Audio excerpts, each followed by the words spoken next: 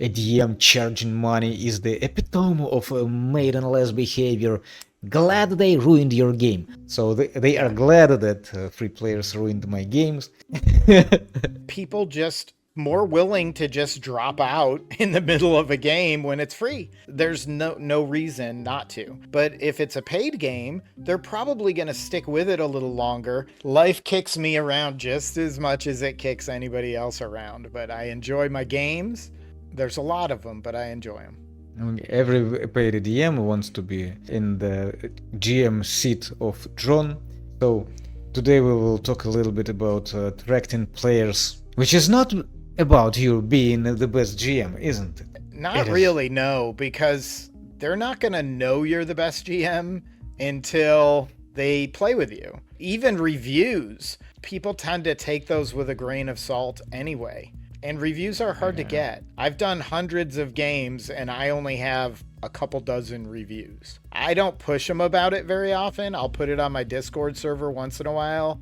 And just say, hey, if you're enjoying your game, give me a review. And sometimes I'll get one or two out of that. And sometimes I get nothing out of it, and that's fine too. So I would definitely do that on one-shots or short campaigns every time. With different approaches, which John at the beginning of his journey. You mostly used Instagram, plus bunch of one-shots. This is like more professional funnel. Yeah, mostly Instagram, Threads, and Discord. When I would get into a conversation with somebody on Instagram, I would invite them to Discord to talk about it more fully. And then RPG Club does a lot of advertising and posts on Instagram and Threads as well. But yeah, it just takes time. You're not going to get a ton of players right off the bat. You're going to have to put up with a lot of negativity too. There's a lot of people out there that anytime they hear paid DM, they have to trash you too. It's the same thing with the AI crowd, right? You get it all the time on YouTube. There's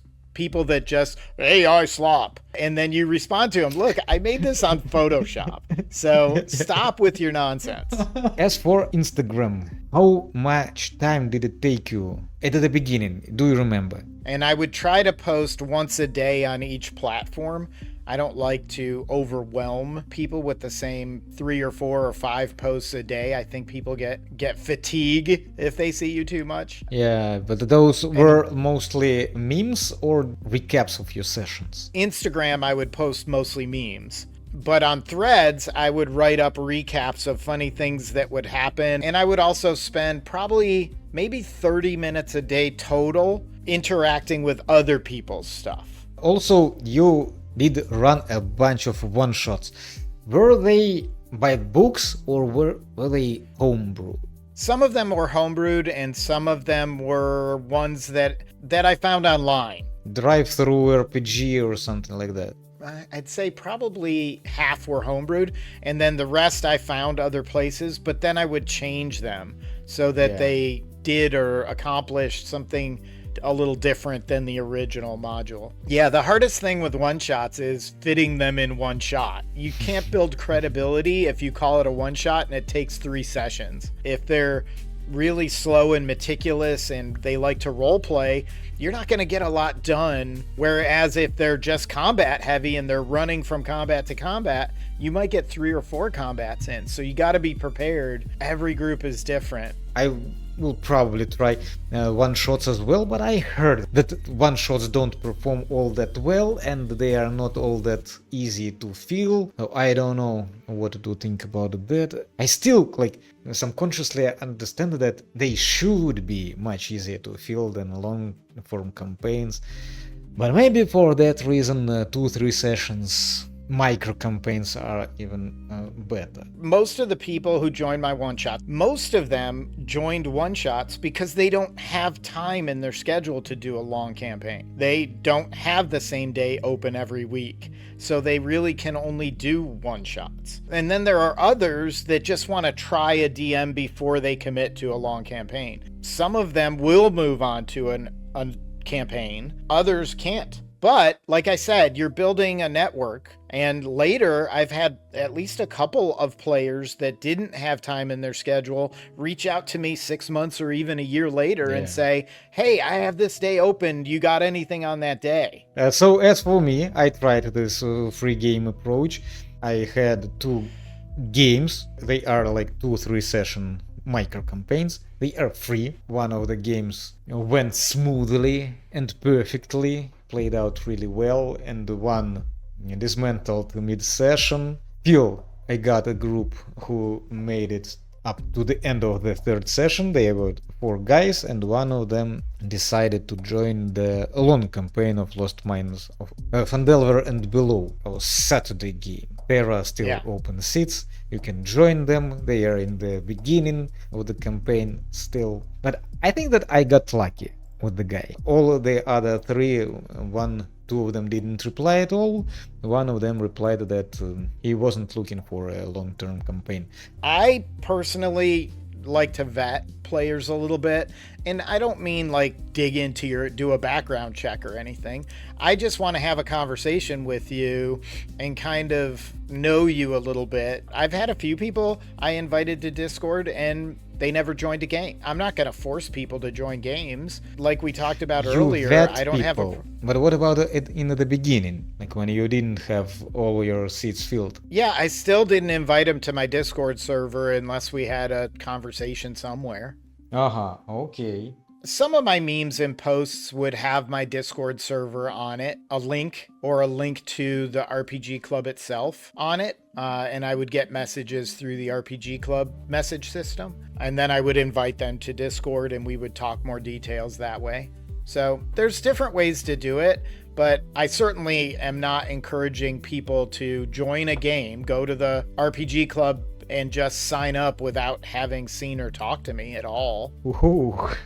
All right, I will take this as a note as well. This is a nice idea. Does Start Playing have like you can post a video of yourself talking about... You don't? Unfortunately, it RPG Club does. I would definitely do that. Thoughts out there about paid DMs. I don't understand why, though. We pay somebody to make our coffee. We pay somebody to help us find clothes, but we won't pay somebody who's going to use up to 10 hours a week or something like that to build a game for you to have fun. What do you think the professional looking game listing, though? What role does it, like, with clear premise, with your tone and style? You have very big advantage. You are able to place a video of yourself talking about you.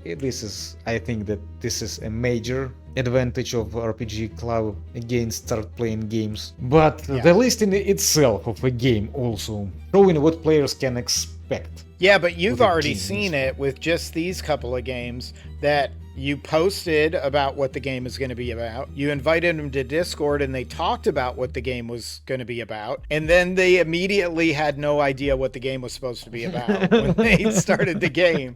You can post great descriptions of your campaign, and if nobody reads it, then they don't know what it's about.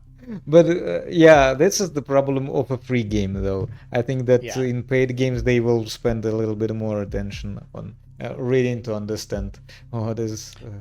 And in short games, mini campaigns and stuff, you're not really having probably a session 0, so you can't really get all of that stuff discussed, because if you're only going to have a 3-session campaign, you're not going to add a 4th one just to do a session 0. You might have a brief discussion before session 1, but you're probably not adding a whole session like you would for a campaign. What about word of mouth? Do you think that you ever asked players, like, if you know someone who would fit this table, like, feel free to invite them in the game? Yeah, true lovers of D&D or TTRPGs, if they get in a good game that they love, they're telling everybody they know that plays that game. That's just the way the D&D community or the TTRPG community are. They find an awesome game, they want their friends in it with them. So I don't really feel like I have to tell them, hey, go tell your friends about this game. You don't have to.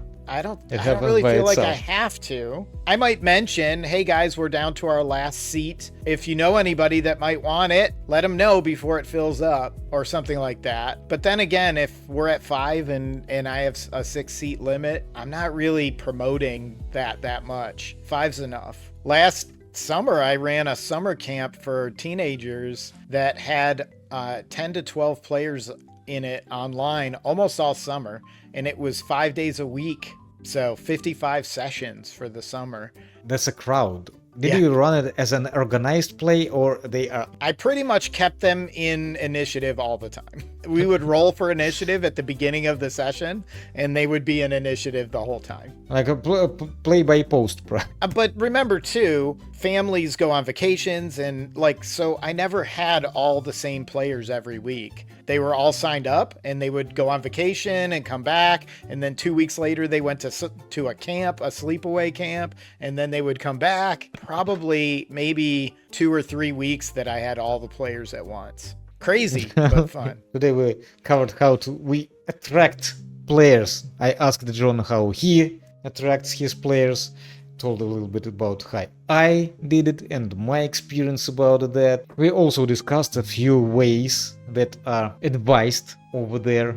If you liked this video, let us know about that by leaving it a like, subscribe to the channel to know more about our journey as paid DMs, join one of our games, links are in the description, and see you in the next one. Bye, everyone. I almost pressed to leave the studio again.